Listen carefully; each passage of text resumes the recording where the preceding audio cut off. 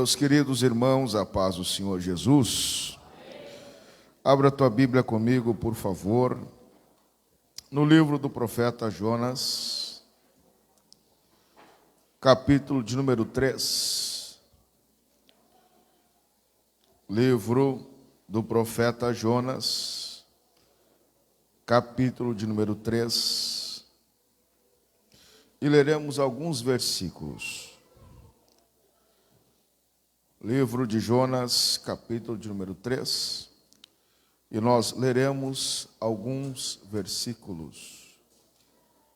Logo após, você prepare e abra sua Bíblia, logo após a leitura, em Lucas, capítulo de número 11, verso de número 29 a seguir. Primeira leitura, Jonas, capítulo 3, a partir do verso de número 1, e a segunda leitura, Evangelho segundo Lucas, capítulo 11, verso de número 29. Quem achou, diga amém. Diz assim a palavra de Deus: Veio a palavra do Senhor, segunda vez a Jonas, dizendo: Levanta-te, vai à grande cidade de Nínive, e proclama contra ela a mensagem que eu te dou. Levantou-se Jonas e foi a Nínive, segundo a palavra do Senhor. Ora, Nínive era uma grande cidade de 3 dias de jornada. No primeiro dia, Jonas começou a percorrer a cidade e clamava: ainda 40 dias e Nínive será subvertida. Verso de número 5. Os ninivitas creram em Deus. Repetirei esta leitura. Os ninivitas creram em Deus, proclamaram um jejum, vestiram-se de pano de saco, desde o maior até o menor. Verso de número 9. Quem sabe se Deus se voltará e se arrependerá e se apartará o furor da sua ira, de sorte que não pereçamos. Quando Deus viu as obras deles e como se converteram do seu mau caminho, Deus se arrependeu do mal que tinha dito que lhes faria e não fez. Verso de número 4, vamos ler o verso de número 4. Mas desgostando-se Jonas extremamente ficou irado. Verso número 2. E orou ao Senhor: não foi isso que eu disse, estando ainda na minha terra? Por isso é que eu apressei a fugir para Tarsis. Eu sabia que és Deus clemente, misericordioso, tardio em irar-se, grande em amor, e que te arrependes do mal. Segunda leitura, Lucas capítulo de número 11. Lucas capítulo de número 11, a partir do verso de número 29. Lucas capítulo de número 11, a partir do verso de número 29, diz o seguinte: ajuntando-se multidões, começou Jesus a dizer: esta geração é maligna, eis que pede um sinal, mas não lhe serás dado outro sinal, senão o do profeta Jonas. Amém? Tome o seu assento, glorificando ao nome de Cristo Jesus. Não consegue um pouco d'água, por favor? Queridos, quero de maneira bem rápida e sucinta agradecer a Deus por estar convosco nessa oportunidade, neste final de semana. Que Deus possa abençoar a vida dessa querida igreja. Quero agradecer aqui ao pastor Claudemiro por ter me dado essa oportunidade, ter lembrado de nós. Pastor Daniel, Deus abençoe em nome de Jesus, as vossas famílias. Meu agradecimento ao querido casal que me hospedou, que eu esqueci o nome, Jesus. Vanir e Marlete. Deus abençoe em nome de Cristo Jesus, pelo carinho que tem nos acolhido. Também a dupla, Deus abençoe. Deus abençoe, é um prazer estar convosco nesta oportunidade. Que Deus possa abençoar a vida de vocês. Antes de pregar, 2 rápidos testemunhos que eu ouvi, nós estamos em congresso missionário, e o primeiro testemunho é para endossar aquilo que o pastor Claudemir falou sobre a África.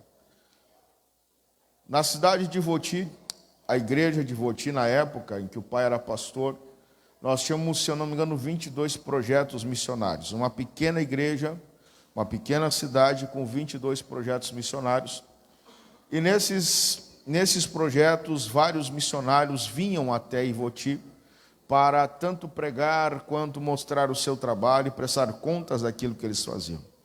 E eu lembro de uma certa vez que um missionário da região desértica da África, não me recordo agora qual é o país, mas da região desértica da África, ele que era um dos únicos crentes da sua família, da sua linhagem, e eu nunca esqueci que ele veio para o Brasil, e ele contando na pregação dele que ele olhava para as árvores,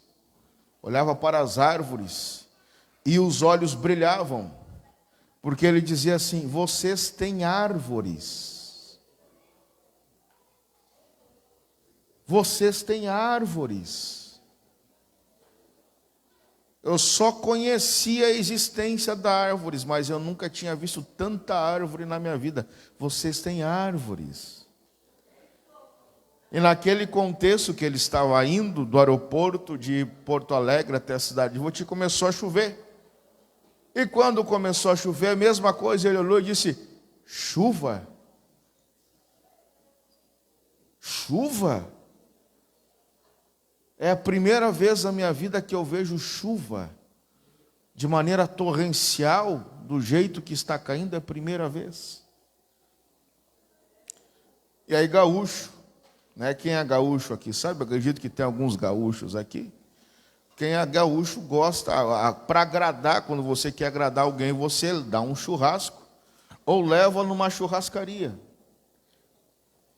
E ele contando no culto que ele chegou na churrascaria e ele não conseguiu comer. Espeto corrido, vai carne, vai garçom, vem garçom. E ele começou a enxergar toda aquela comida, à vontade, e ele começou a lembrar dos seus irmãos, que para sobreviver muitas vezes comem a cada 2 dias.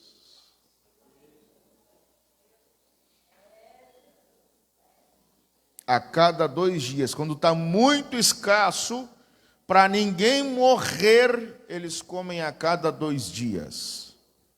Isso lá indo de 2004, 2002, 2004, 2005. Não sei como é que está hoje, que eu perdi o contato. E a gente muitas vezes não quer comer moela, né? Fica brabo quando o bife não é de patinho, né? É de agulha. Digo e repito, nós precisamos urgentemente rever nossos conceitos. O segundo testemunho foi desse hino, Pássaro Livre. Eu sou amigo pessoal do pastor Hamilton e da irmã Marlene, a dupla Hamilton e Marlene. 2 velhinhos sensacionais, são meus amigos pessoais, converso com eles quase toda semana. Eu estive com eles em 2 agendas no ano passado. E a Hamilton e Marlene foi a primeira dupla evangélica do Brasil a ter uma abrangência nacional. Eles eles começaram depois daquela era das irmãs Falavinhas, do Mateusiense, eles começaram depois. E eles foram a primeira dupla evangélica a ter proeminência no cenário nacional. Eles vieram antes dos Vianas, Júlio César e Marlene, eles vieram antes de tudo isso, né? Os Vianas hoje estão completando os 40 anos de estrada, e a Hamilton e Marlene estão completando 60 anos de ministério. 60, eu tenho 37, irmãos. 60 anos que eles viajam o Brasil inteiro. E aí, na ministração deles, eles contaram o testemunho que esse no Pássaro Livre foi de um dia que eles foram cantar numa prisão, literalmente numa prisão. Eu não lembro se foi São Paulo, não lembro qual foi o lugar que eles foram cantar.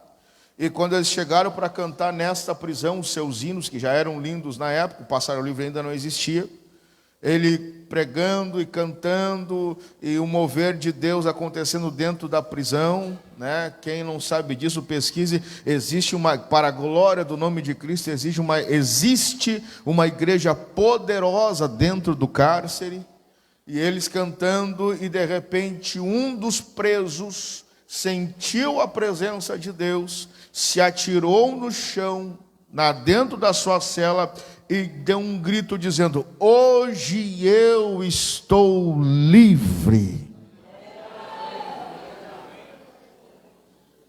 Preso, 40 anos, ficaria 40 anos preso, provavelmente sairia lá perto dos seus 60, 70 anos, mas dentro da cela ele recebe Jesus e dá um brado dizendo: hoje eu estou livre. E aí que nasceu o hino Pássaro Livre. E isso, meus irmãos, esse testemunho eu estou dando porque é justamente o tema da mensagem nesta noite, que é: se faz necessário descer a Nínive, ou hoje você descerá a Nínive. Precisamos descer a Nínive. Meus amados e queridos irmãos, querida igreja do Senhor, prometo que não vou me estender muito, porque amanhã é segunda-feira para todo mundo. Eu estava pedindo a Deus nesta tarde, durante um período de oração que eu tirei nesta tarde, um tema para vos trazer nesse último dia de congresso, e Deus colocou no meu coração: precisamos descer a Nínive, precisamos descer a Nínive. Repita comigo: 1, 2, 3, precisamos descer a Nínive. Mais uma vez, precisamos descer a Nínive. Meus amados e queridos irmãos, para relembrar algumas coisas que eu falei na noite de ontem, para que você esteja mais ou menos situado no livro de Jonas e no tema que Deus nos deu para pregar e para explanar nesses 2 dias. O livro de Jonas, de maneira bem resumida, de maneira bem enfática, ele se reveste de uma grande especialidade missionária. Por quê, irmão Eliezer? Porque de todos os livros do Antigo Testamento, Jonas será o livro mais missionário. De todos os livros do Antigo Testamento, Jonas será aquele que carrega a maior característica ou a maior marca missionária. De todos os livros do Antigo Testamento, e eu repito o que eu falei na noite de ontem aqui, nós encontramos obra missionária, o ID de Deus, nós encontramos o trabalho missionário em toda a Bíblia. De Gênesis a Apocalipse nós encontraremos a obra missionária. De Gênesis a Apocalipse nós encontraremos o trabalho missionário, a exigência de Deus na obra de evangelização. Lá no Antigo Testamento nós encontraremos ainda no livro de Gênesis Noé como um dos maiores missionários de todas as eras, um dos maiores pregadores de todas as eras. Segundo a Bíblia Sagrada, no Novo Testamento, Jesus vai dizer que por todo o tempo que ele construiu a arca, ele pregou o evangelho. Nós também teremos a figura do missionário na pessoa do pai Abraão, em que a Bíblia vai dizer: sai da tua terra, sai da tua parentela, da casa de teu pai, e vai para uma terra que eu te mostrarei, e em ti serão benditas todas as famílias da terra. E isto é o projeto missionário de evangelização. Nós teremos também a figura do missionário ainda no grande patriarca, no grande legislador que foi Moisés, aonde este Moisés nasceu de uma hebreia, foi para a casa de Faraó, ensinado em todas as realidades, o melhor ensino da época. Eu me arrisco a dizer, a Bíblia não diz, a história também não, e eu pelo menos até o exato momento não encontrei embasamento literário para afirmar o que eu vou dizer, mas eu acredito que Moisés ajudou a construir as pirâmides do Egito. Eu acredito, na Bíblia não, repito, é uma teoria minha, mas eu acredito que Moisés ajudou a projetar a esfinge, enfim, tudo aquilo que envolve matemática, aritmética, arqueologia,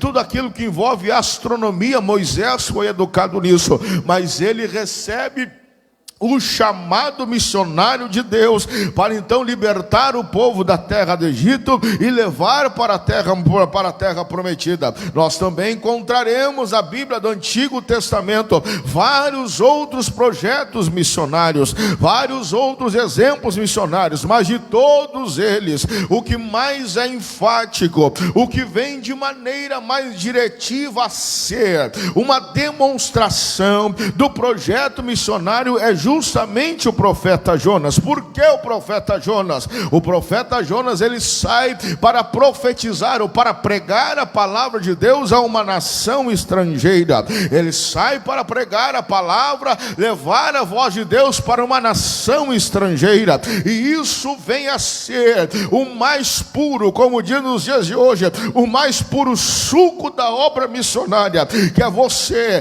dentro da casa de Deus, que é você dentro do lugar de adoração, que é você dentro do seio de Deus, dentro da casa de Deus, ouvir a voz de Deus dizendo: vai lá para tal lugar, para tal pessoa e prega, profetiza, fala aquilo que eu te mandar. Este mesmo modus operandi nós encontraremos lá no Novo Testamento, em Atos, na igreja de Antioquia, em que a Bíblia vai dizer o seguinte: estando a igreja em jejum e oração, bradou o Espírito de Deus dizendo: apartai-me a Barnabé e a Saulo para uma obra que eu vos tenho preparado. Eu creio nesta noite, meus amados e queridos irmãos, que a voz de Deus bradará aqui nesta noite, e a voz de Deus irá falar alguns nomes dizendo: me aparta o fulano, me aparta o ciclano. Por quê? Porque eu tenho uma obra para a vida dele,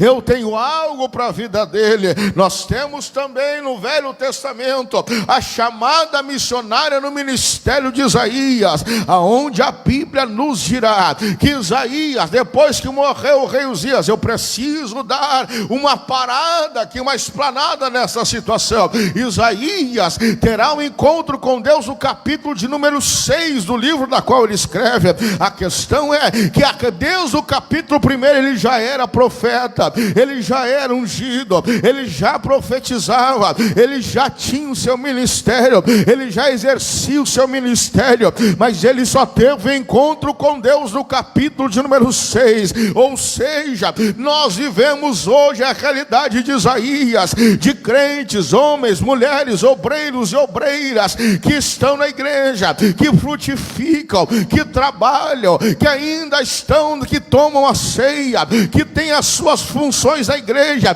que até são usados e abençoados por Deus, mas ainda não tiveram encontro com Deus. Eu quero lhe dizer aqui nessa noite que o Deus de missões irá encontrar a sua vida. Glória ao nome de Jesus. O Deus de missões irá encontrar a sua vida.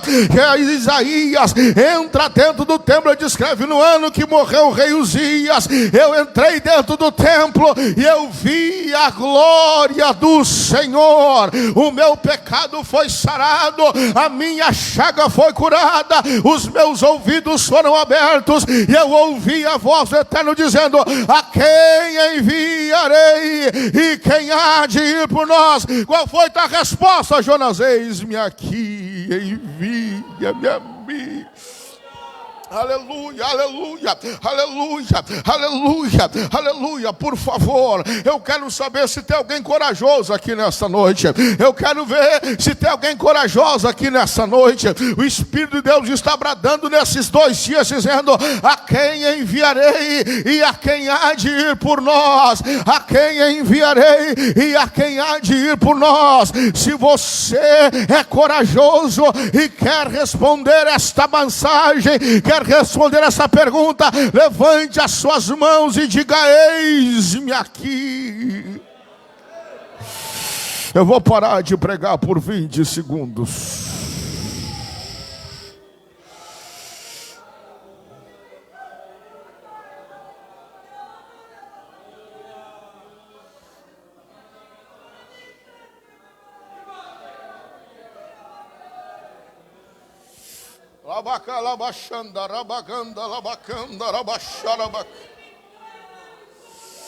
O Espírito Santo fala ao meu entendimento que Ele está bradando aqui nesta noite. Que Ele está bradando aqui nessa noite. Que Ele está bradando aqui nessa noite. O Espírito Santo de Deus está à procura de verdadeiros adoradores. O Espírito Santo de Deus está à procura de missionários e missionárias. O Espírito Santo de Deus está à procura de homens e mulheres que queiram ser usados por Ele. O Espírito Santo está à procura de alguém que quer assumir a responsabilidade de representar a graça dele para o mundo. Se você tem esta coragem, diga: eis-me aqui, envia-me a mim. Levante as suas mãos. Se você tem coragem, se você quer responder essa indagação do Espírito Santo, deixe as suas mãos lá em cima, como diz os entusiastas, os avivalistas que nem eu, lá no terceiro andar. Feche os teus olhos, porque uma onda de graça e de renovo entrará naqueles que estão se disponibilizando a fazer a obra, naqueles que estão se disponibilizando a pregar o Evangelho, naqueles que estão se disponibilizando a cumprir o ID de Cristo. O poder pentecostal é para a igreja missionária, a graça pentecostal é para quem faz missões. Se você quer fazer missões, receba a autoridade do céu sobre a tua vida. Receba renovo do céu sobre a tua vida. Me ajude a pregar.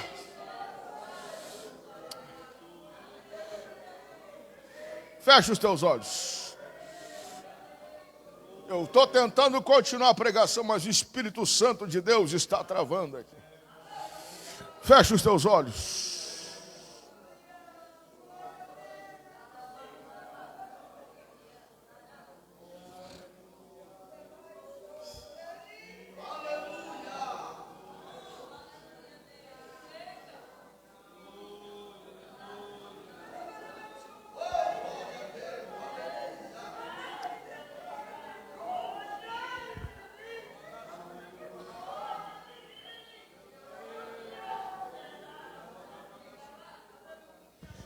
Um espírito de quebrantamento entrou neste santuário. O espírito de quebrantamento entrou neste santuário. Eita glória, vai ter crente aqui que não vai conseguir dormir mais se não pregar para alguém. Vai ter crente a partir de hoje que vai ficar inquieto. Vai ter crente a partir de hoje que não vai ficar tranquilo enquanto não ganhar uma alma para Jesus. O que é isso que está acontecendo? É a voz do Espírito Santo dizendo: a quem enviarei e quem há de ir por nós? A quem enviarei e quem há de ir por nós? A quem enviarei e quem há de ir por nós?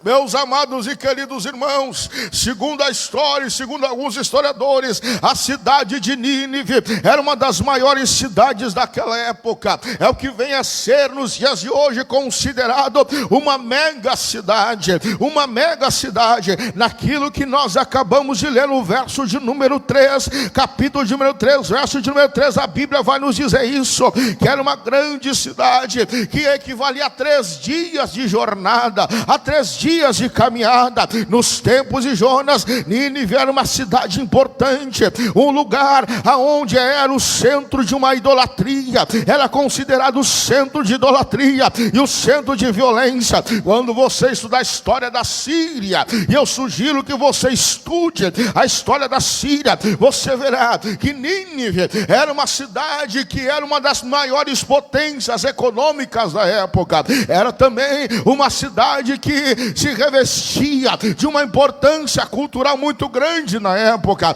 Já vista que quando nós vamos para a história, nós veremos que essa cidade, que o governo, aleluia, que o império a qual Nínive fazia parte, foi um dos impérios mais importantes e mais poderosos, como também dos impérios mais temidos de toda a terra. O império da Síria, ele vinha a ser, aleluia, como em outras visões, como em outras coisas, entre muitas coisas, para o povo judeu era considerado como uma vara corretiva de Deus, como uma vara corretiva de Deus. Ou seja, Nínive, apesar de ser uma cidade extremamente populosa, era o centro de toda a idolatria e de toda a injustiça. Lá em Nínive se cultuava, fazia vários cultos pagãos. Esses cultos eram regados à sexualidade livre, e alguns cultos até mesmo eram regados a sacrifícios humanos. Existe uma carta, eu não me lembro, não me recordo agora, mas uma certa vez ainda na escola,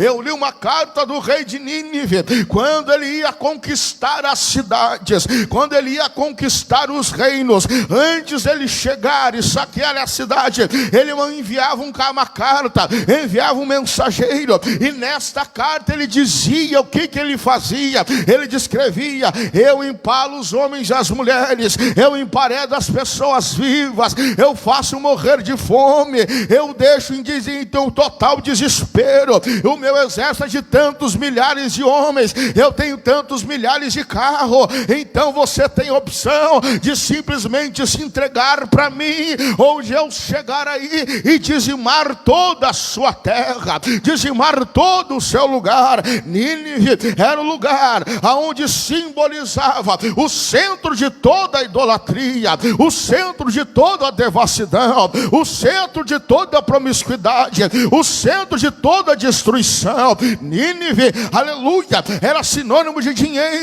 Nínive era sinônimo de poder. Nínive era sinônimo de grandeza. Nínive era sinônimo de orgulho. Nínive era sinônimo de intransponibilidade. Nínive era sinônimo de um exército muito bem apessoado. Porém, espiritualmente, este lugar era sinônimo de miséria, sinônimo de idolatria, sinônimo de devassidão, sinônimo de promiscuidade, era sinônimo de depravação. E Deus manda Jonas justamente descer até Nínive para pregar. E veja bem, meus amados e queridos irmãos, que no capítulo de número 3, o profeta Jonas vai dizer que pela segunda vez ele ouviu a voz de Deus. Pela segunda vez ele ouviu a voz de Deus. Preste atenção aqui, queridos.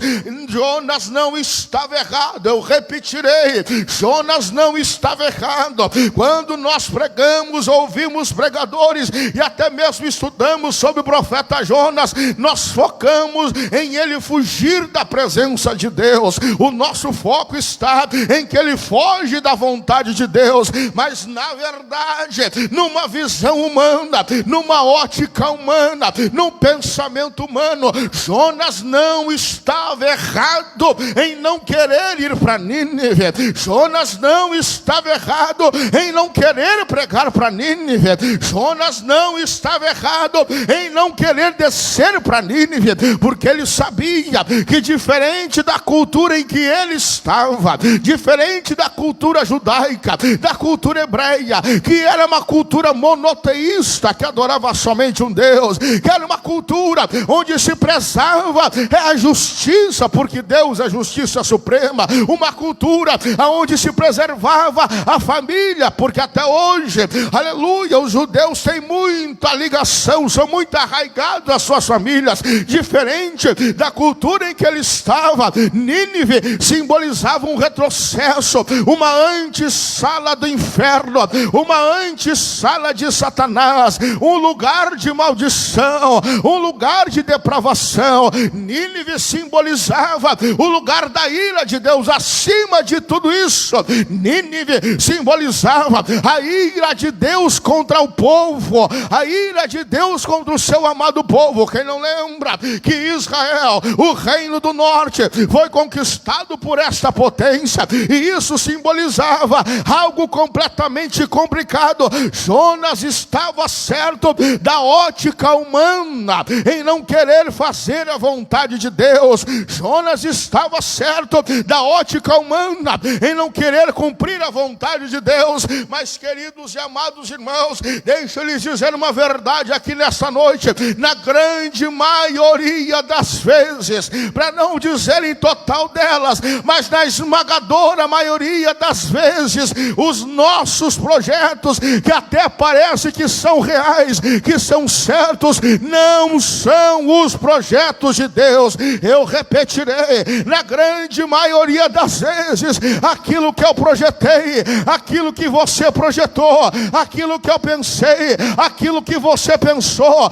aquilo que eu matematicamente calculei, aquilo que você matematicamente calculou, não está dentro da vontade de Deus. E sabe por quê, meus amados irmãos? Não está dentro da vontade de Deus porque o seu cálculo pode parecer certo, o seu cálculo pode parecer exato, os seus planos podem parecer corretos, mas você é humano, você é falho, você é finito.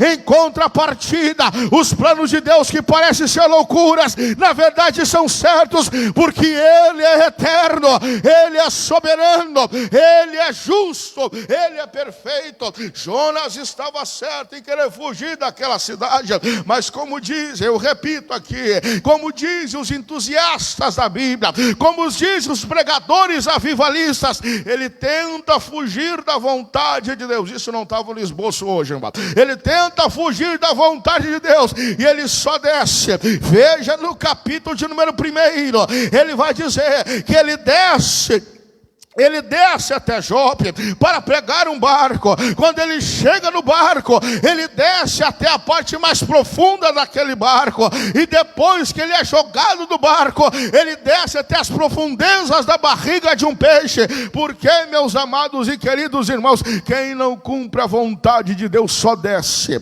Eu repito, quem não cumpre a vontade de Deus só desce. Repetirei para alguém entender: quem não cumpre a vontade de Deus só desce. Você pode fugir o quanto você quiser, você pode ir para onde você quiser, enquanto você não abraçar a vontade de Deus para a sua vida, você sempre descerá, nada dará certo. Parecia certo, estava tudo tranquilo descer para Jope, estava tudo tranquilo ir para um barco, era só uma viagem, mas era fora da presença de Deus. Deixa eu te dizer algo aqui com conhecimento de causa: é muito melhor você estar no deserto com a vontade de Deus do que no palácio sem a vontade de Deus. Parece jargão, mas eu preciso repetir: é muito melhor você estar no deserto debaixo da vontade de Deus do que no palácio sem a vontade de Deus.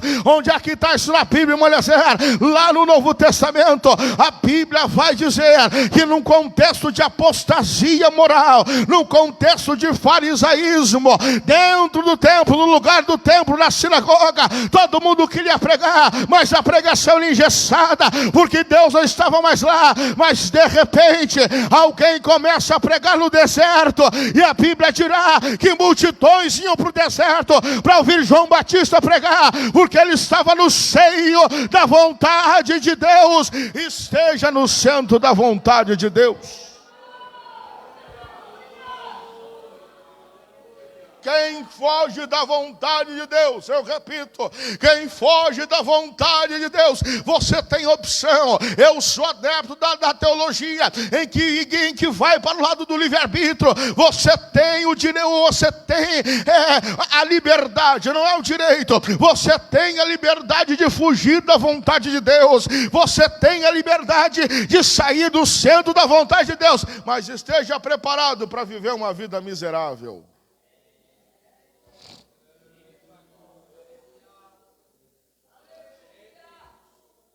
Esteja preparado para viver uma vida miserável.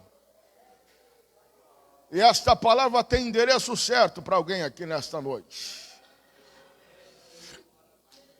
Esteja preparado para sempre descer e nunca nada dar certo. Mas eu te garanto que se você abraçar a vontade de Deus, pode parecer nada, mas será tudo. Deus se encarregará de fazer um milagre na sua vida. Mas se faz necessário você abraçar a vontade de Deus. Se você, por favor, puder, me ajude a pregar. Dá uma chacoalhada em quem está à sua direita, à sua esquerda, e diga para ele, diga para ela, só para ficar marcado, de maneira pedagógica, diga para ele: não fuja da vontade de Deus, não fuja da vontade de Deus. Diga para ele, diga para ela, diga para ele, diga para ela: não fuja da vontade de Deus. Tem alguém assistindo pela live e o Senhor está falando ao meu coração que está fugindo da vontade de Deus. A palavra de Deus para ti é: agarre a vontade de Deus, se abrace a vontade de Deus, e você verá o milagre de Deus operar na sua vida. Aleluia. A vontade de Deus é agradável, a vontade de Deus é perfeita, a vontade de Deus enriquece, a vontade de Deus não acrescenta dores. Se agarre à vontade de Deus. Jonas fugiu da vontade de Deus e teve o pior momento da sua história, teve o pior momento da sua vida, tanto que no capítulo de número 2, quando ele está dentro do ventre da barriga do peixe, não existe explicação lógica para isso. Há quem diga que foi uma baleia, estudos dizem que não pode ter sido uma baleia, enfim, foi um grande peixe. Ele vai dizer: das profundezas do inferno eu clamo a ti, ó Deus. Das profundezas do inferno eu clamo a ti, ó Deus. Quem vive longe da vontade de Deus é como se ele estivesse na profundeza do inferno, na profundeza do sofrimento, na profundeza da solidão. Mas quem vive na vontade de Deus até passa pelo Getsemane, até passa pela Via Crucis, até recebe os cravos, mas ele não fica morto, ele ressuscita e é glorificado através de Deus Pai. Deus é glorificado através dele, porque ele vive a vontade de Deus, a vontade de Deus. Jonas, ele sai da vontade de Deus, e quando ele sai da vontade de Deus, ele chega até o barco. Detalhe: ninguém tinha nada a ver com o problema de Jonas, ninguém tinha nada a ver com a situação de Jonas, ninguém tinha nada a ver com o fugitivo Jonas, não. Aquela embarcação eram de pessoas que não tinham exatamente nada a ver. Eita Jesus amado, eu repito, eu estou tentando sair desse tópico e estou sendo puxado de novo. Eu estou tentando sair desta parte da mensagem, estou sendo puxado de novo. Preste atenção: ninguém tinha nada a ver com o problema de Jonas. Todos que estavam na embarcação não tinham exatamente nada a ver com a situação de Jonas, mas todos foram afetados por causa de Jonas.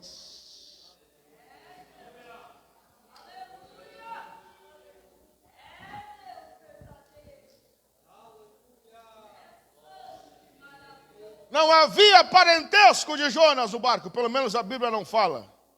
Se houvesse, possivelmente a Bíblia falaria.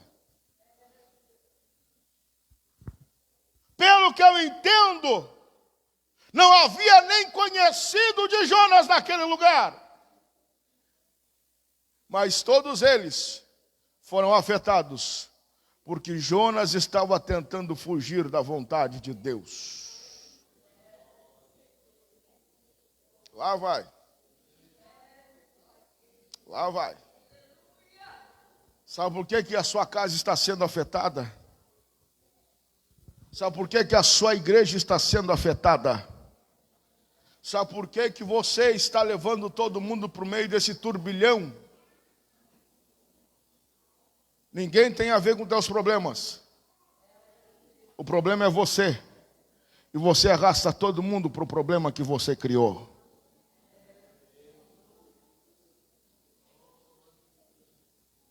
Olhe para cá, crente. Olha para cá. Até quando você vai causando problemas para aqueles que estão à sua volta? Até quando você vai causando dificuldade e desespero para aquele que está à sua volta? Até quando você vai causando tempestades e tormentas para aqueles que estão à sua volta? Até quando você vai sendo causador de problemas para aqueles que estão à sua volta? Até quando você vai investindo em coisas erradas, tentando fugir do planejamento de Deus, tentando fugir daquilo que Deus traçou para você? Querido, pode não ser aquilo que você quer, mas o plano de Deus na sua vida é perfeito e te levará à paz. O salmista vai dizer: ainda que eu ande pelo vale da sombra da morte, não temerei mal nenhum. Por quê? Porque tu estás comigo, a tua vara e o teu cajado me consolam.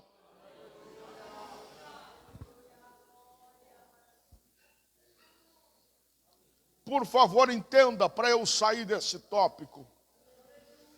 Pare de fugir da vontade de Deus para a tua vida. Pare de fugir da vontade, ou melhor dizendo, pare de tentar fugir da vontade de Deus para a tua vida.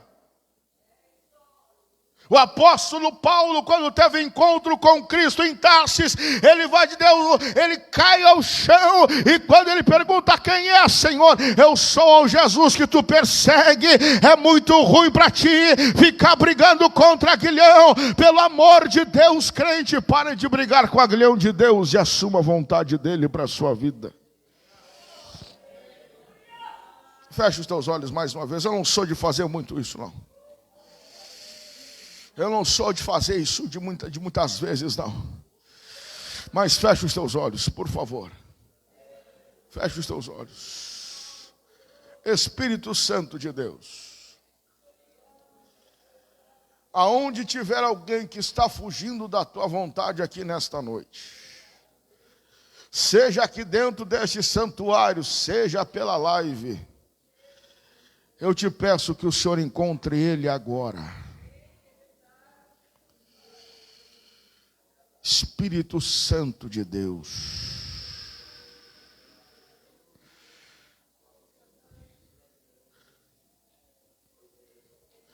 diga para o Espírito Santo de Deus: eu não fugirei mais da tua vontade, eu não fugirei mais do teu querer, eu não fugirei mais de ti. Eu vou esperar você fazer esta oração por 20 segundos, eu volto a pregar. Porque tem algo que Deus está fazendo aqui nessa noite, pastor Claudemir.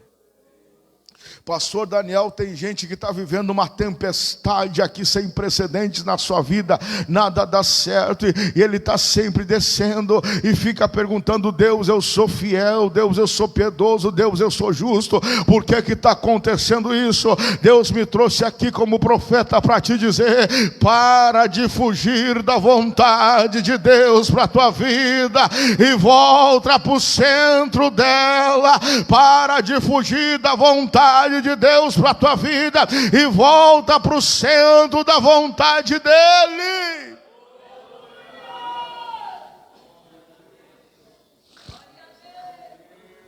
Aleluia, aleluia.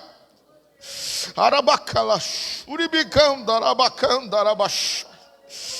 Arabacanda, arabash, arabacanda, arabassuricanda, labacanda, raj.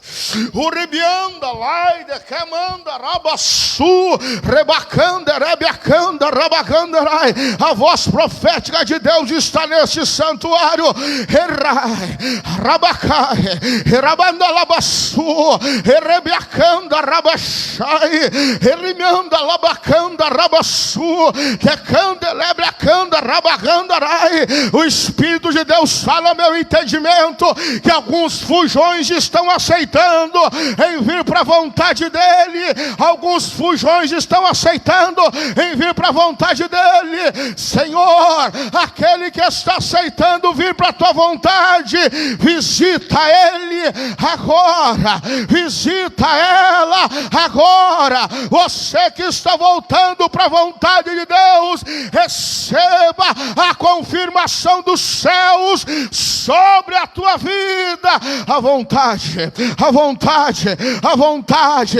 O Deus que te chamou te sustenta, o Deus que te chamou te guarda, o Deus que te chamou te protege, o Deus que te chamou te levanta, o Deus que te chamou te cura, o Deus que te chamou vai fazer as coisas acontecer, o Deus que te chamou te banca, o Deus que te chamou, Ele endireitará as veredas, porque você está na vontade dEle.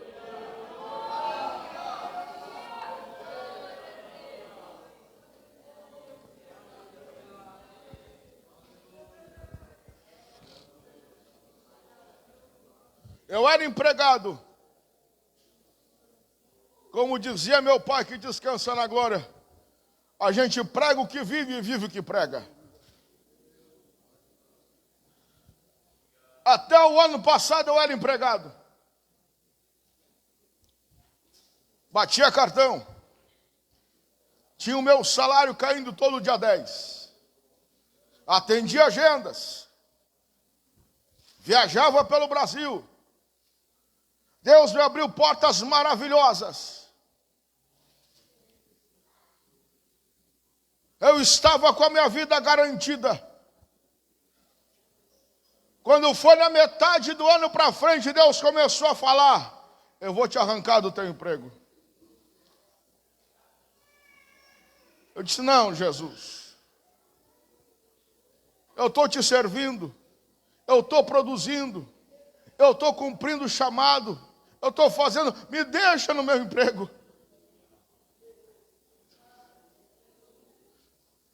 E fiquei meio ano, fazendo esta oração incessante para Deus, dizendo: Deus, me deixe.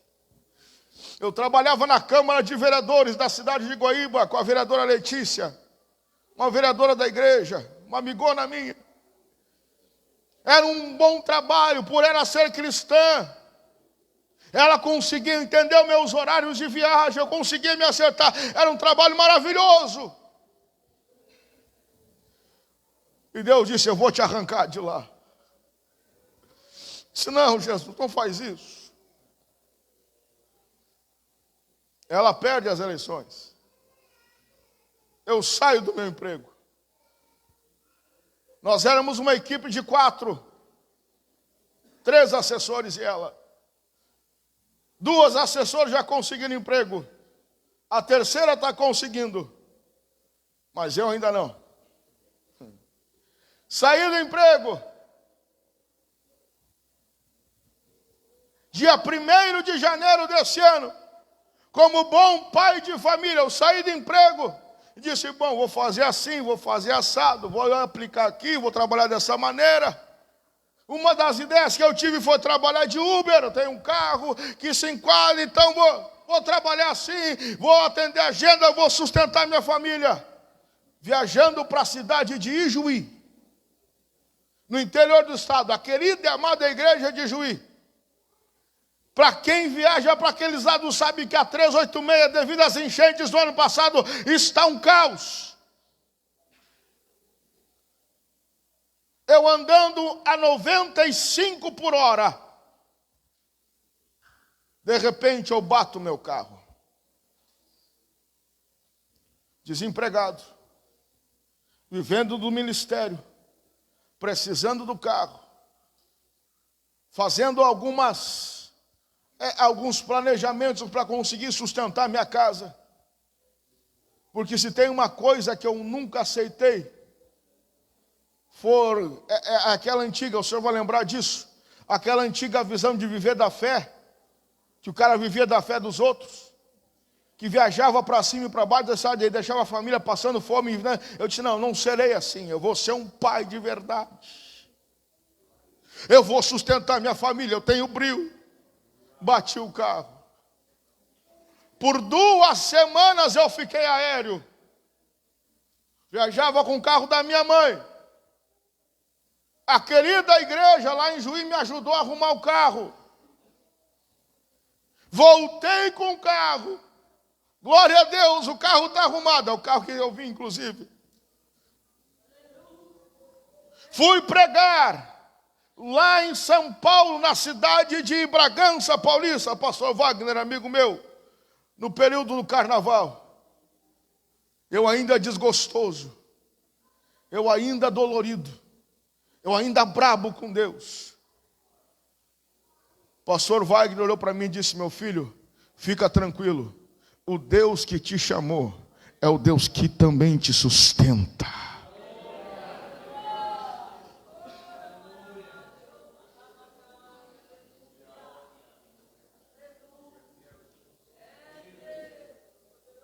Tentei trabalhar de Uber. Trabalhei 3 dias. No 3º dia, meu celular pifou. Quando meu celular pifou, eu encostei o carro. Olhei para cima e disse: ok.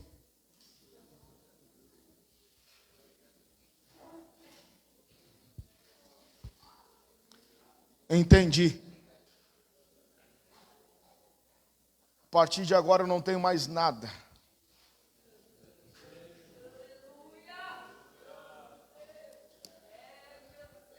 A partir de agora eu não tenho saída. A partir de agora eu não tenho mais o que fazer. Eu cheguei lá embaixo, na barriga do peixe.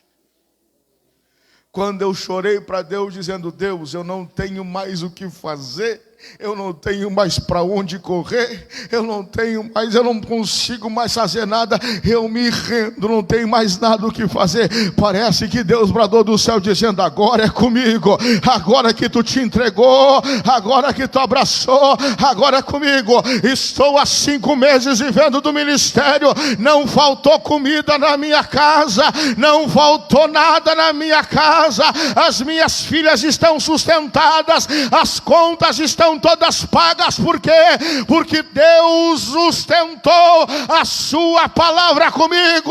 Eu estou pregando que vivo. Abrace a vontade de Deus para a sua vida e fique tranquilo, porque Deus irá sustentar a sua vida.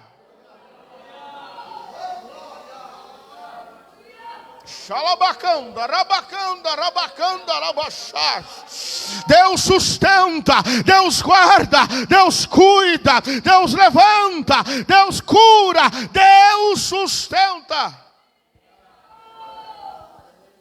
E pergunte para o pastor Claudemir: eu não sou mercenário. Pode perguntar para ele. Eu não sou mercenário.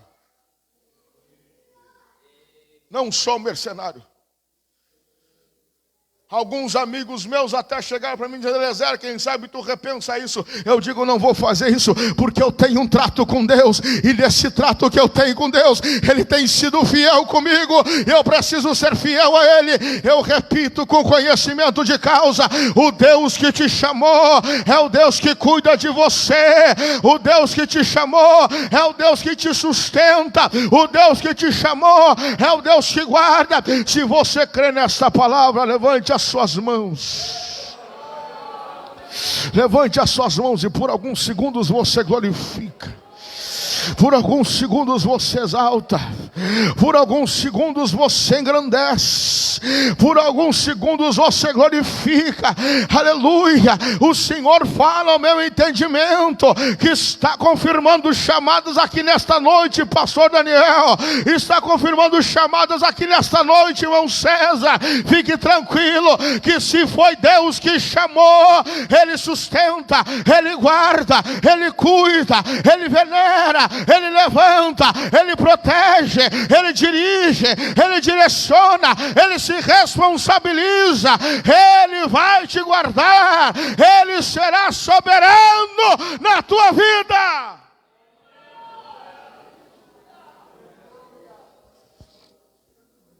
Tem algum teclado para me ajudar aí, por favor? Me ajuda aí, querido. Não espere chegar até a barriga do peixe para cumprir a vontade de Deus. Não espere chegar até a barriga do peixe para você se render. Não faça que nem o irmão Eliezer. Eu tenho uma maneira de Deus falar contigo. Então esse tipo de eu resistir até o final é um protocolo que eu tenho com Deus. É legítimo o ditado gaúcho. Tem gaúcho? Quem é gaúcho? Levanta a mão aí. Tem algum gaúcho além de mim? Tem um ditado gaúcho que diz: não está morto quem peleia. Fico peleando com Deus até o final para saber que é Ele. Me rendi aos pés do Senhor. Deus disse: tu parou de pelear? Agora é comigo. Deixa que eu farei as coisas acontecer. Deus levantou meu ministério, Deus sustenta a minha casa, porque Ele é fiel, Ele é fiel, Ele é fiel, Ele é fiel, Ele é fiel, Ele é fiel, Ele é fiel, Ele é fiel, Ele é fiel. Eu profetizo em nome de Jesus, para você que é crente fiel, a sua casa não será derrubada, o seu nome não será envergonhado, a sua família não será destruída, porque Deus é fiel.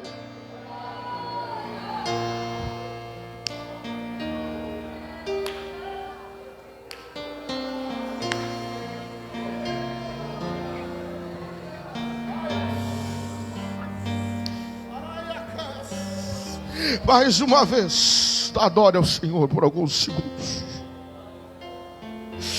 Ayacalas, Irai Kamandas.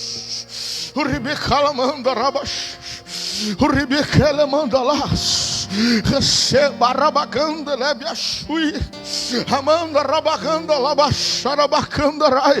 Receba a confirmação de Deus no teu coração, receba o selo de Deus na tua alma, receba a vontade de Deus na tua vida. Ele é fiel, Ele é fiel, Ele é fiel, Ele é fiel, Ele é fiel. Como diz um pregador, aleluia, eu vou ficar falando até você da glória. Ele é fiel, Ele é fiel, Ele é fiel, Ele é fiel, Ele é fiel, Ele é fiel, Ele é fiel, Ele é fiel, Ele é fiel, Ele é soberano, Ele é soberano, Ele é soberano, Ele é único, Ele é único, Ele é único, Ele é perfeito.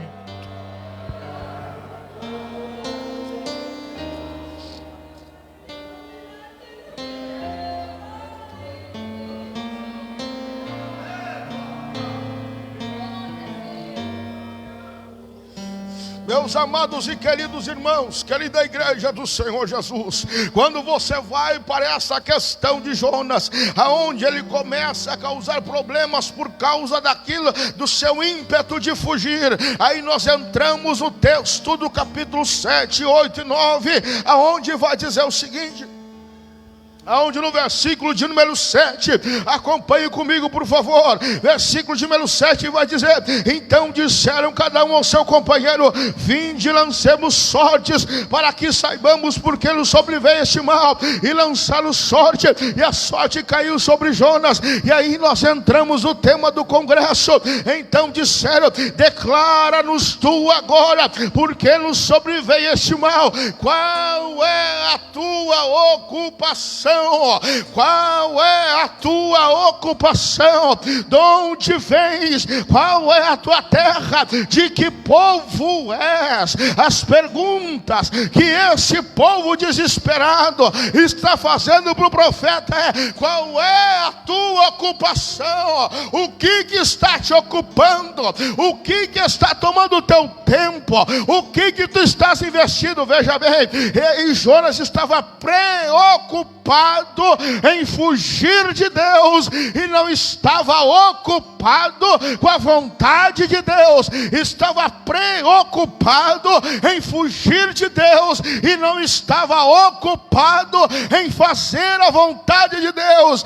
Qual é a tua ocupação? De onde vens? Qual é a tua terra? E de que povo tu és? A resposta dele foi: eu sou hebreu. Tema ao Senhor o Deus dos céus e da terra, ele respondeu só uma pergunta das 4. A pergunta foi, a primeira: qual foi a tua ocupação?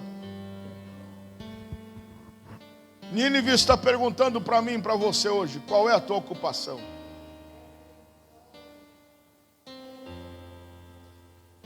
Existe uma Nínive lá fora, que assim como este povo está afundando em pecado, está indo para o inferno, está num vendaval desgraçado de Satanás. Estamos vivendo uma época de uma Nínive, em que é um povo até rico, é um povo que não tem falta de nada, mas é desgraçado, é depravado, é caído, está indo para o inferno. E este povo está perguntando para mim e para você: qual é a tua ocupação? Crente, no que tu tem te ocupado? Olha para cá, crente. No que tu tem te ocupado? O que tem tomado o teu tempo? O que tem, no que você tem investido? Eu falei hoje de manhã lá na congregação, nós vivemos uma geração preocupada e não ocupada. Ocupação é uma coisa, preocupação é outra. A preocupação é o que trouxe a maior doença da nossa época, que é a ansiedade. Criança, eu tenho uma sobrinha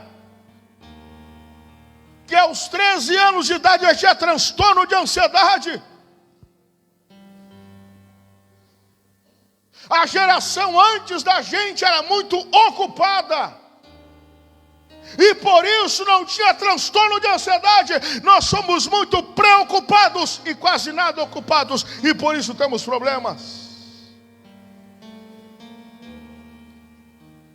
Eu vejo a nossa igreja muito preocupado em se defender dos ataques do governo, muito preocupado em defender a sua posição teológica, muito preocupado em defender a sua tese, a sua tese de doutorado, muito preocupado em batalhar contra coisas que esse mundo está querendo jogar para cima da igreja. E tudo bem, precisamos usar as armas que tenho, mas muito melhor do que a nossa preocupação em defender fé, em defender posição teológica, em defender posição política, é nós estarmos ocupados com a vontade de Deus e pregando o evangelho para Nínive. Qual é a tua ocupação? Um dado de uma pesquisa de 5 anos atrás, 4 anos atrás, que dizia que a cada 3 segundos uma pessoa morre. A cada 3 segundos do mundo uma pessoa falece. Ou seja, tem pessoas que provavelmente você conheceu hoje de manhã, que agora à noite não estão mais vivas.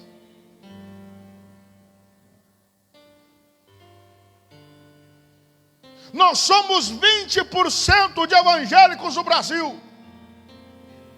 Mais de 20% de evangélicos no Brasil. Desses 20%, uma boa parte pentecostal.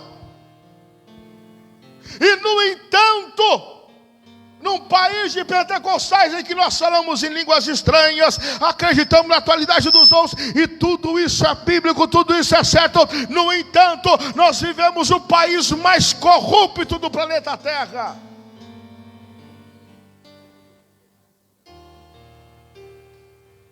A cada dia que passa é um estouro novo no governo.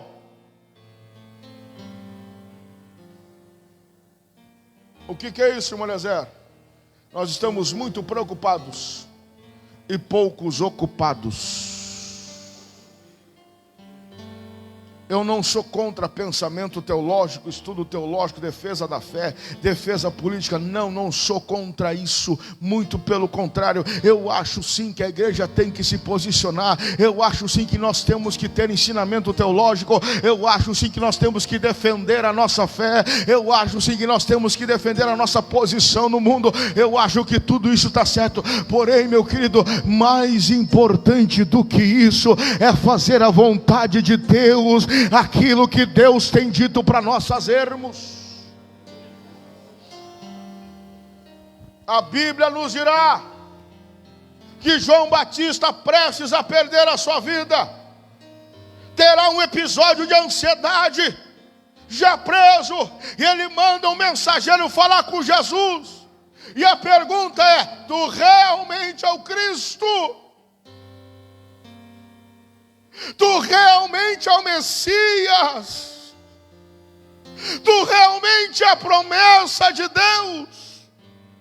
Jesus era rabino, conhecia toda a lei, além de ser o verbo da vida. Mas veja que Jesus não se preocupou em dar uma resposta teológica para João Batista, dizendo: segundo Isaías, eu sou menino, eu sou o rebento de Jessé, que ele nasceu da árvore de Jessé, eu sou o renovo que veio, segundo o profeta tal, eu sou esse. Não, Jesus olha para o mensageiro e diz: chega para João, diz para João que os cegos enxergam, os coxos andam, os mortos ressuscitam. Está sendo apregoado o ano aceitável do Senhor.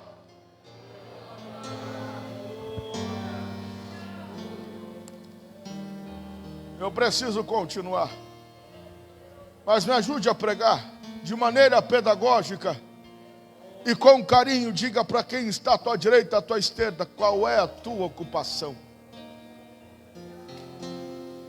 Fala, crente. Pergunta para ele: qual é a tua ocupação, crente? O que tem ocupado o teu tempo?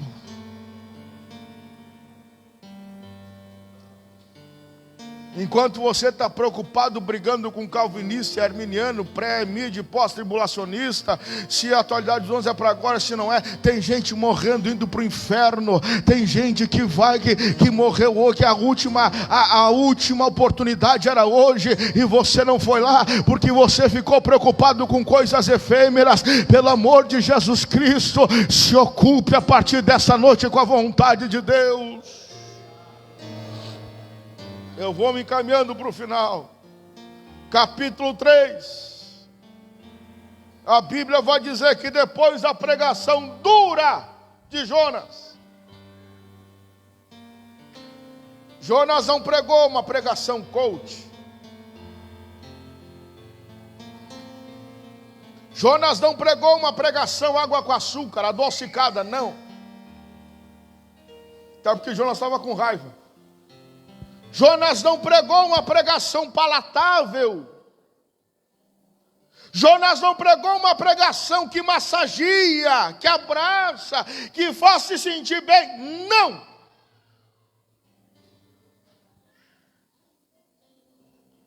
Jonas chegou dizendo: ou vocês se arrependem, ou em 40 dias Nínive será tragada.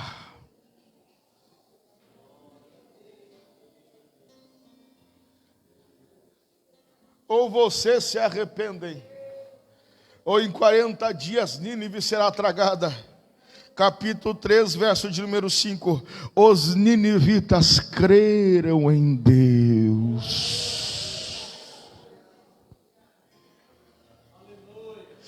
Ei, pregador, pregue aquilo que Deus mandar você pregar. Ei, ensinador, ensina aquilo que Deus mandar você ensinar.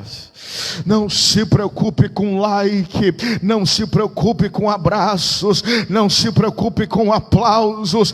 Pregue aquilo que Deus mandar você pregar. Seja algo bom, seja algo tão bom, seja algo doce, seja algo amargo, pregue. Os ninivitas creram em Deus. E por que nós devemos descer para Nínive? Em 10 minutos eu termino. Por que nós precisamos descer para Nínive? Primeiro, porque mesmo Nínive, que era um povo idólatra, estava clamando por socorro. Esta reação do capítulo 5 não é de um povo altivo, não é de um povo orgulhoso, mas é de um povo que estava clamando por socorro. Querido e amado crente, querido e amado pregador, por mais orgulhoso que o mundo seja, por mais altivo que o mundo seja, eles clamam por socorro, eles precisam por socorro, eles precisam de alguém que envie socorro. E esse alguém é você. Tem uma parte da Bíblia, uma parte profética da Bíblia, em que o profeta vai dizer: passou o verão e nós ainda estamos aqui. A carta de Judas vai dizer: salvando alguns como se arrebatasse do fogo. O apóstolo Paulo vai dizer: ai de mim se eu não pregar o evangelho. Jesus vai dizer: eu tenho uma comida, e que comida é essa? Fazer a vontade de Deus Pai que me chamou. O mundo está clamando por socorro. Sabe por que nós temos a pandemia dos Therians? Sabe por que nós temos essa porcaria dos bebês reborn? Sabe por que nós temos tanta gente drogada? Por que estamos tendo tanto pederastas? Por que tem tanta gente pendendo para o homossexualismo, para o lesbianismo? Sabe por que tem tanta gente que está jogando betes? Sabe por que tem tanta gente que está virando religioso? Por que tem tanta gente na sociedade que vivemos, vivendo uma vida efêmera? É eles clamando por socorro, dizendo: pelo amor de Deus, alguém pregue, por favor, alguém pregue, por favor, alguém ore. Será que você consegue ouvir o pedido de socorro do mundo? Será que você consegue ouvir o pedido de socorro do seu vizinho, do seu amigo? Será que você consegue ouvir o pedido de socorro daqueles que estão internados no hospital, aceitando qualquer coisa? O que é isso? É Nínive que está pedindo por socorro. Nós precisamos descer para Nínive porque ela está pedindo por socorro. Se coloque em pé.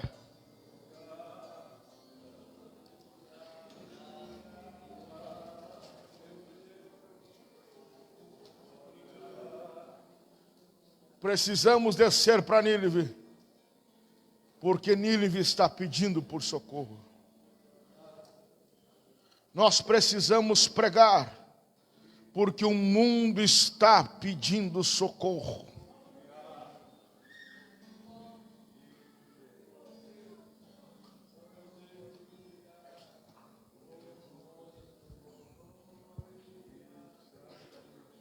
Uma certa vez, aliás, um testemunho que eu tenho.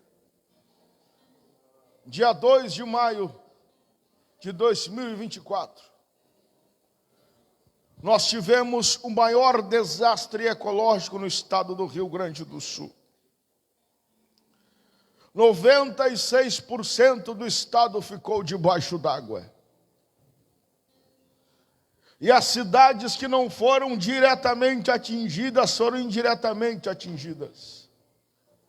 Então os lugares altos como a Serra, o Pampa Gaúcho, sofreram com falta de abastecimento de materiais. E a nossa linda Serra Gaúcha quebrou no meio. Literalmente. Em Gramado, devido às chuvas, houve terremoto, deslizamento e um prédio, um hotel antigo muito bonito rachou no meio. A região do Taquari, aonde eu trabalhei por 8 meses como missionário local, ajudando um pastor, que foi a cidade mais devastada, cidades inteiras foram devastadas, deixaram de existir. Eu estava explicando para os irmãos no dia de ontem, se eu não me engano, para o casal, na noite de ontem. Eu morei na cidade de Roca Salles. O principal acesso para Roca Salles é uma ponte de 23 metros. Eu não me recordo de maneira clara qual é a largura da ponte, mas é quase 1 quilômetro de ponte. Na primeira e na terceira enchente, a água subiu 23 metros e preencheu quase 1 quilômetro de leito do rio em 4 horas.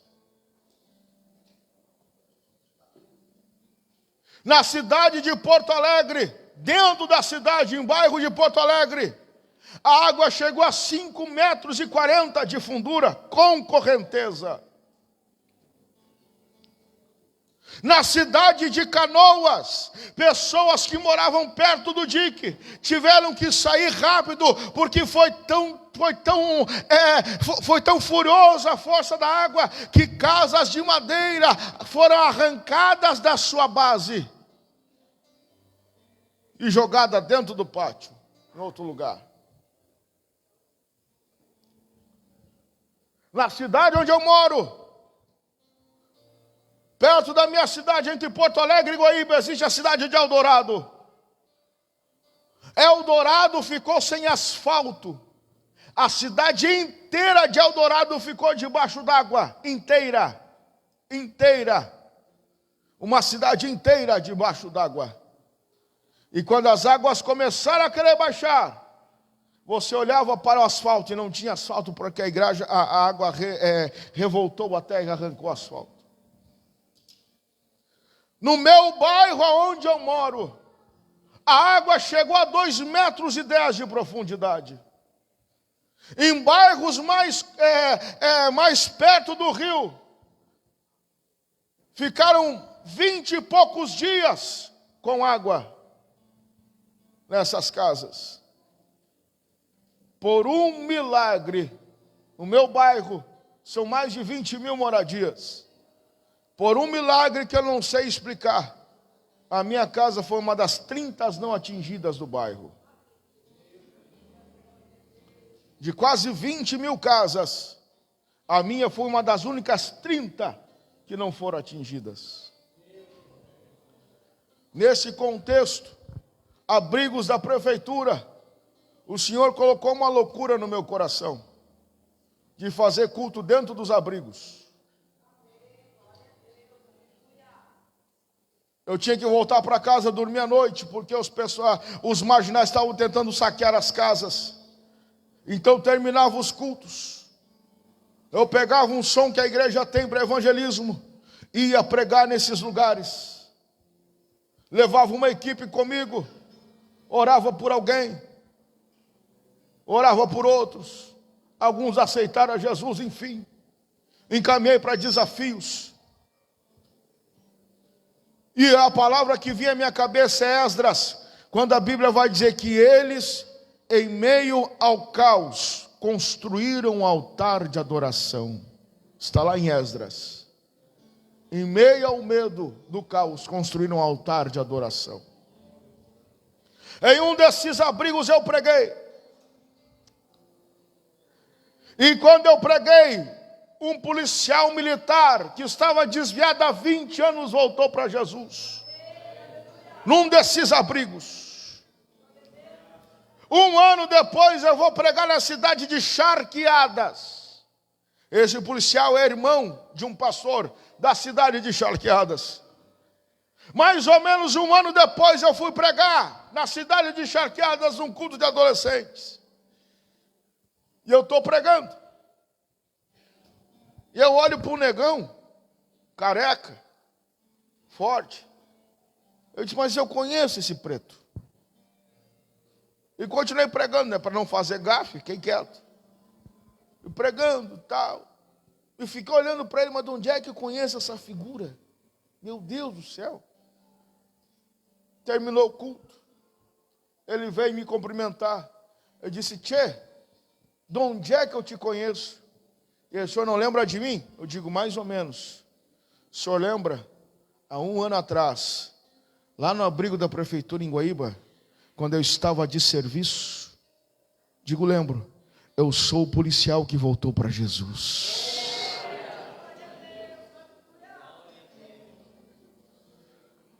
Faz 1 ano que eu voltei para Jesus. E eu estou aqui na igreja junto com meu irmão servindo a Jesus Cristo. O mundo clama por socorro.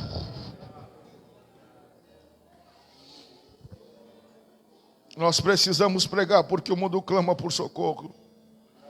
Segundo lugar, porque é nós que temos que pregar. E em terceiro lugar, é porque Deus quer e tem total e completo interesse em demonstrar a sua misericórdia para com a humanidade. Capítulo 4 é que Jonas vai dizer isso. Eu não queria pregar, porque eu sabia que tu usarias de misericórdia.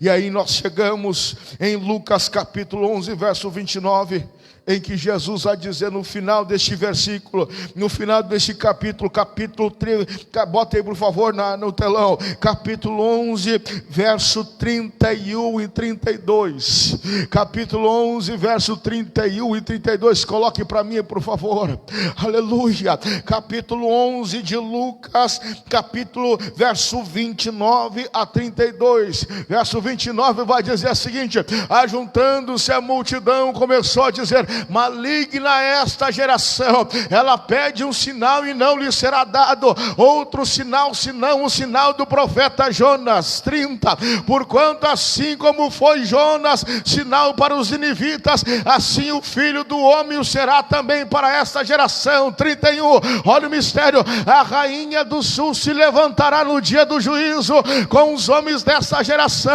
e os condenará, pois até dos confins da terra veio ouvir a sabedoria de Salomão, e eis que está aqui quem é maior de Salomão. Agora para você dar glória a Deus, o versículo 32, para você dar glória a Deus: os homens de Nínive se levantarão no dia do juízo com esta geração e a condenarão, pois se converteram com a pregação de Jonas, e eis que está aqui quem é maior que Jonas.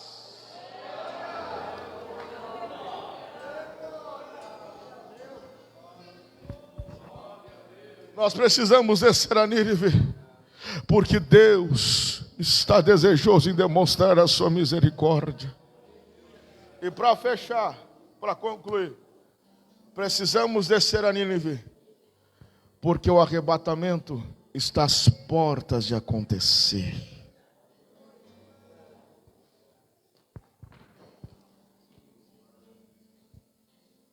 O que eu e você vamos dizer para Paulo, que segundo a história era perneta, baixinho, meio cego, calvo, com a voz chata, apanhava todo dia,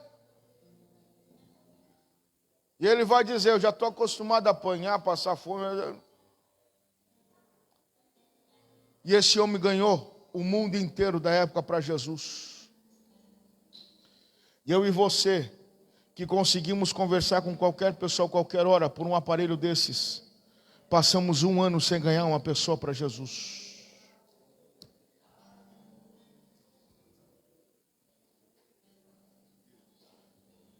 O que nós vamos dizer para Tiago, que era conhecido como apóstolo dos joelhos de camelo, de tanto que orava, o seu joelho era cascudo, e morreu pregando o evangelho. O que nós vamos dizer para João quando chegar no céu? Que por causa do evangelho foi jogado dentro de uma panela de óleo quente, não aconteceu nada com ele, foi levado para a ilha de Patmos para morrer, voltou e pregou o evangelho para todo mundo, enfrentando as filosofias e os falsos profetas da época. O que nós vamos dizer para Savonarola, que não tinha som na época. A Bíblia, a história vai dizer que com a sua voz ele juntava todo mundo na praça e gente aceitava Jesus e morreu por causa do Evangelho. O que nós vamos dizer para John Hus, o ganso, lá no céu, que morreu queimado por pregar o Evangelho e ganhar gente para Jesus? O que nós vamos dizer para Martinho Lutero, para John Wesley, para Whitefield? O que nós diremos para o missionário dos pés sangrentos, para o contrabandista de Deus que transportava a Bíblia para dentro da União Soviética?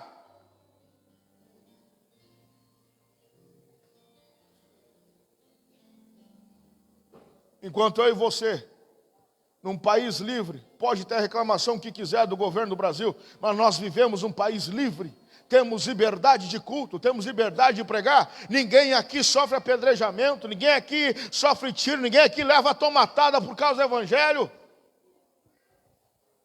E se levasse não teria problema. O que nós diremos para os missionários que estão hoje morrendo lá na Índia, lá na Coreia do Norte, lá na China?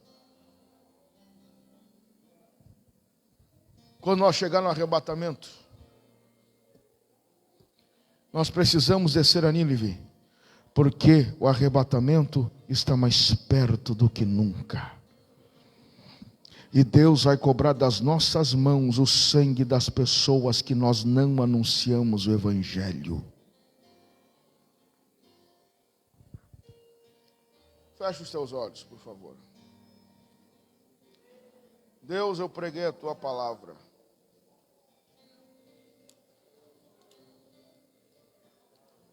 Eu falei o que o Senhor mandou falar. Eu te peço, Senhor, que todo inebrio satânico seja repreendido. Que toda corrente humana seja quebrada. Que toda a potência do inferno seja repreendida. Que este crente, que esta crente seja liberto nesta noite dos seus medos, para cumprir a tua vontade, e que o teu nome seja glorificado, em nome de Jesus. Olha para mim aqui, por favor. Quem quer descer para Nínive?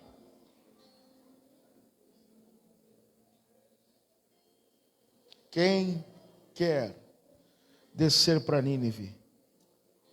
Quem quer parar de fugir e fazer a vontade de Deus? Eu te desafio a vir aqui à frente nesta noite.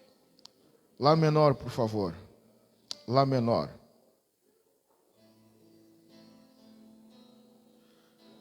Senhor, tu sabes o anelo que há em minha alma. É como fogo bem aceso em meu coração.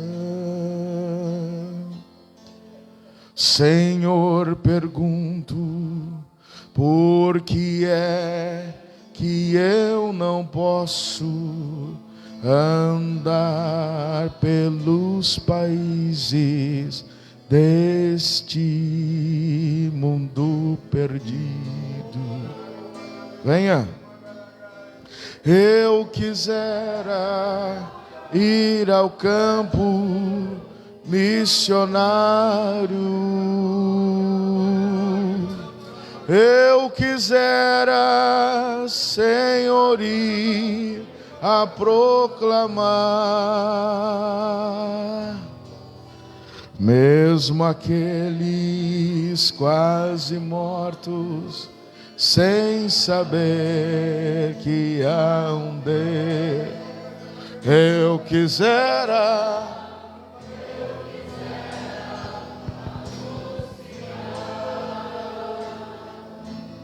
Olhe para mim aqui. Eu não vou chamar você para receber bênção, para receber graça, porque isso é depois. Primeiro, eu estou chamando você para se comprometer a descer a Nínive.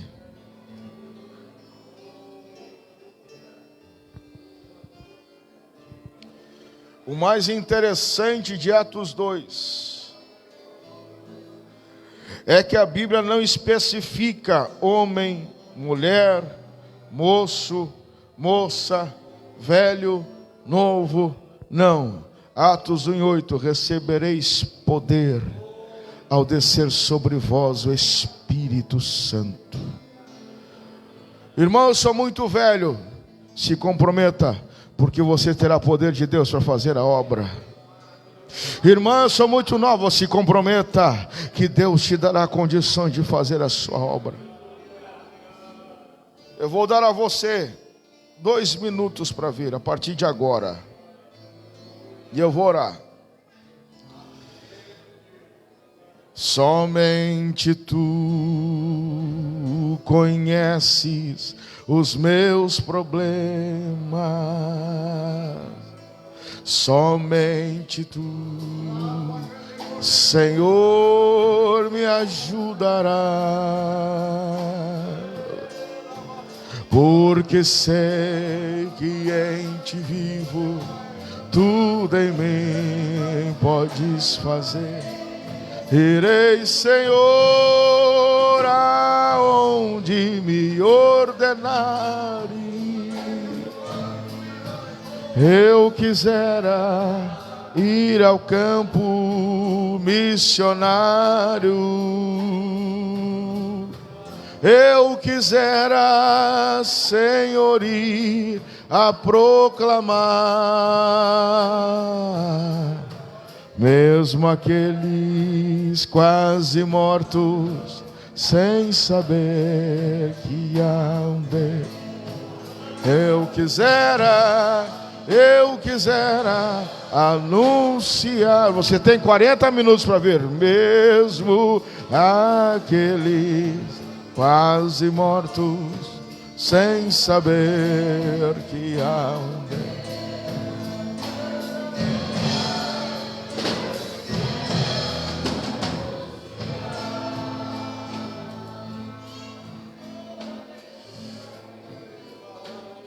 Você tem 15 segundos para vir.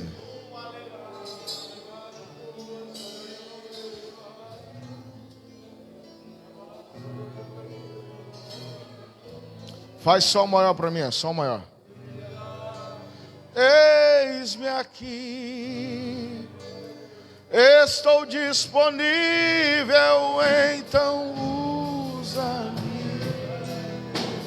Me torne exclusivo para te servir. Envia-me. Obrigado. Como dizer não para o teu chamado, se me deste unção para ser usado para a tua glória, somente para a tua glória.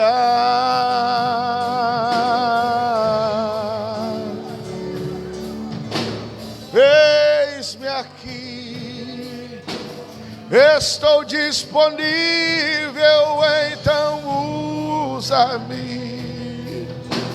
Me fiz exclusivo só para te servir, meu Deus, envia-me.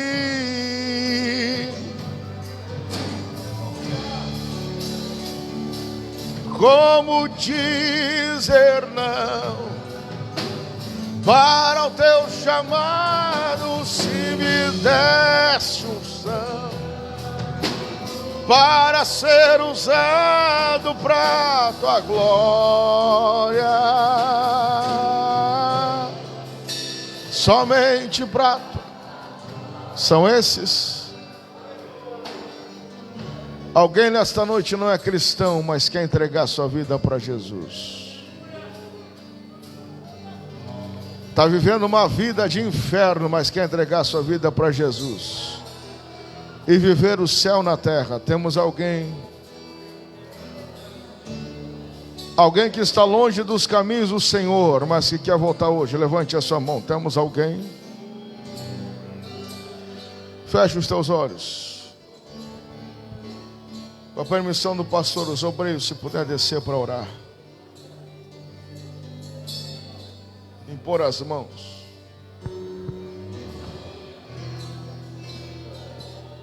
Eu repito o que eu disse: Deus está marcando vidas aqui nesta noite.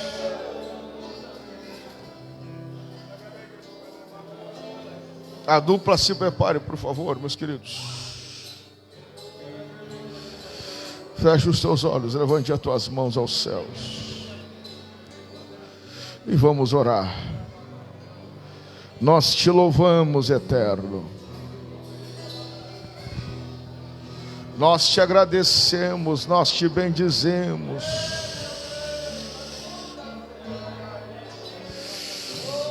Urai, show, herabacarabash. O Rabai, Arabacarabash, Arabacarabagandarabash, o Rabagandarabash, o Rabacandarabash. Ai, Rebeia, Calarabrias, o Rabacandarabash, Arabacandarabacalas, o Rabacandarabash. O vento missionário pentecostal invadirá este santuário, e aonde tiver alguém que está disponível a ser cheio, será renovado o vento do Espírito. Sopra vento, sopra vento, sopra vento, sopra vento, sopra vento, vento de renovo, vento de transformação, vento de santificação. Sopra, sopra, sopra, sopra, sopra, sopra, sopra, sopra, sopra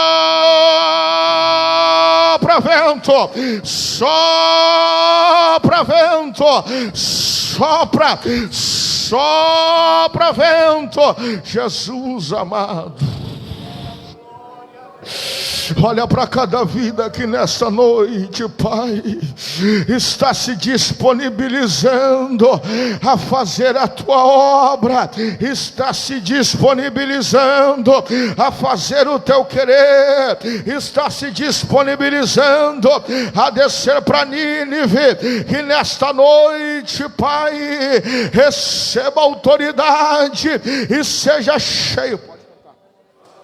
E seja cheio da tua presença, seja cheio da tua graça. Por favor, abrace quem está à sua direita, à sua esquerda. Você vai ficar com ele abraçado por alguns instantes. Eu sempre digo: de brasa com brasa pega fogo. Seja cheio, seja cheio, seja cheio de Deus. Receba renovo da parte de Deus.